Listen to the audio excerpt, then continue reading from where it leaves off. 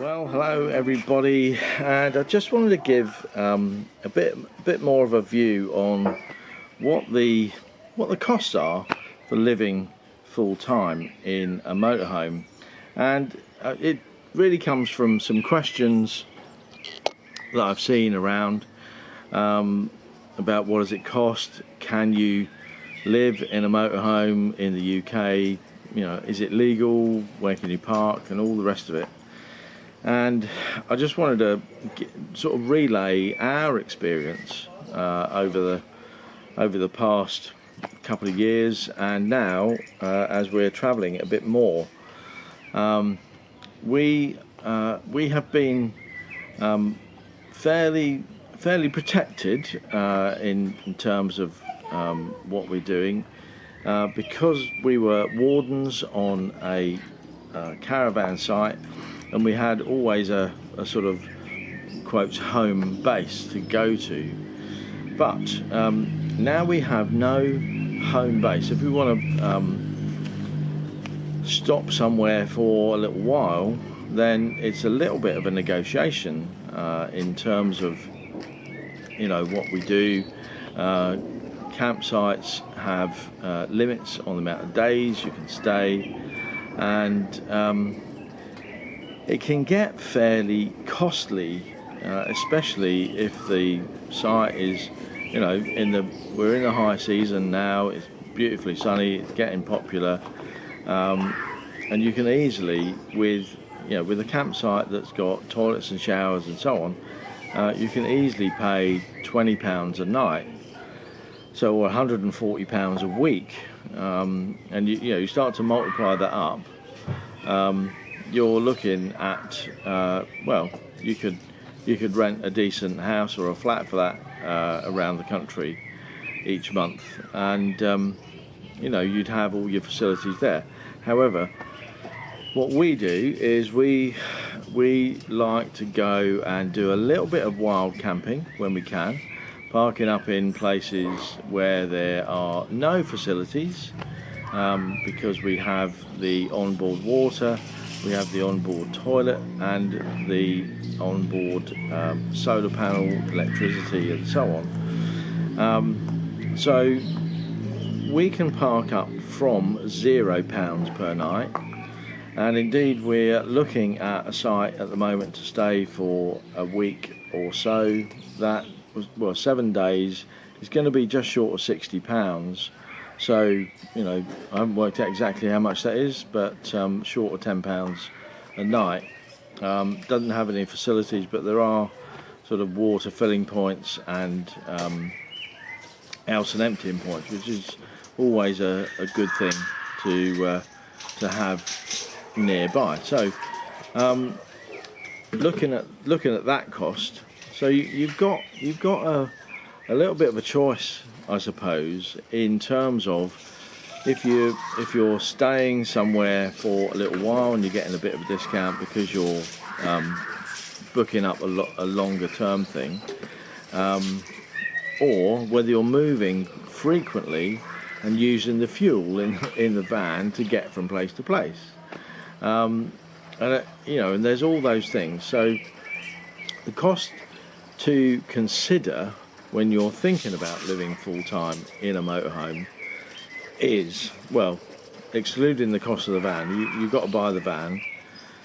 It's the daily or nightly cost to park up, your motorhome insurance, and if you're full-timing, we went with Comfort Insurance, which use an underwriter at Aviva Insurance, and that was 1200 and a bit pounds a year.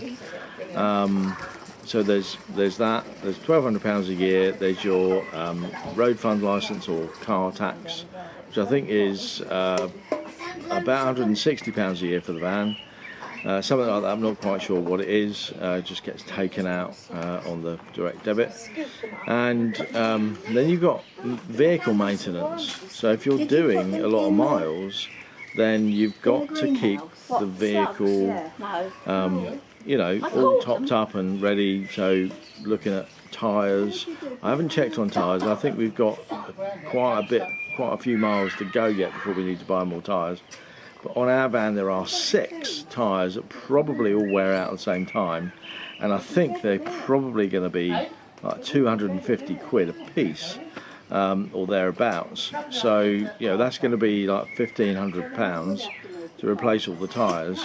And then you've got servicing, which, you know, that's just general servicing on a Ducato van is not going to be that expensive, because it's oil and filter change effectively, check all the fluids and so on, and the brakes, making sure the brakes are there. So you've got to think about that as well.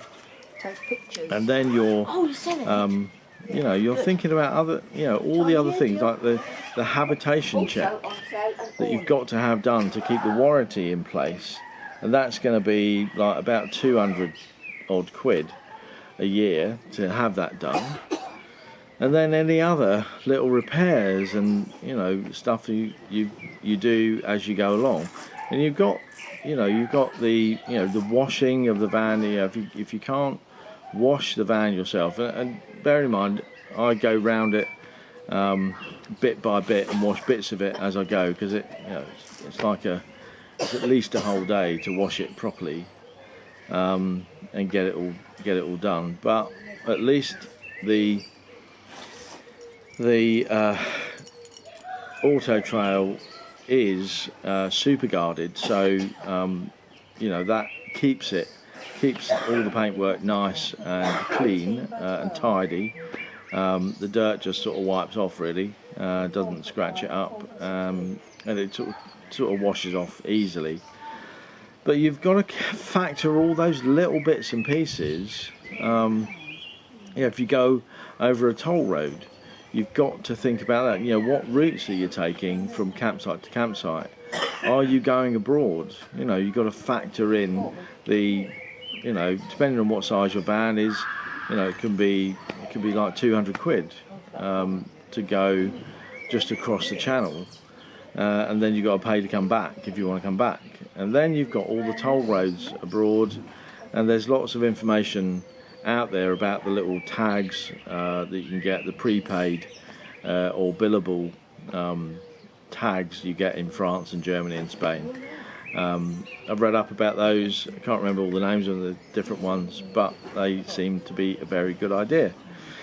So it's that sort of thing that we're now thinking of as we get into our sort of second month of being fully mobile and fully out there travelling. You know, we're going to start to sort of jot down a really solid budget where we can know what we plan to spend going forward. So if you've got any tips or tricks on how we could save money on our travelling and full timing, let us know. And I haven't talked about food shopping yet, have I? You know, there's all that stuff to factor in as well. So but there you are. One thing I did learn recently, the camping and caravanning club sites, there are a few sites across, well, increasing number of sites across the UK that will allow you to go in, fill up with water and empty your Elson point, sort of do the motorhome service point thing for £7.20. I think maybe that's a bit expensive, but if you're desperate, you can look one of those up and get that sorted out. I'm sure there's lots of other ways of dealing with that, but it might be worth it just for the Elson emptying point. Anyway, that's it for this little video about what it costs to be in a motorhome full time. We're looking forward to you giving us some ideas in the comments below. And don't forget, if you haven't subscribed yet, please do, and give us a thumbs up. Ooh, don't forget to share the video on Facebook with all your friends. See you again soon. Bye bye for now.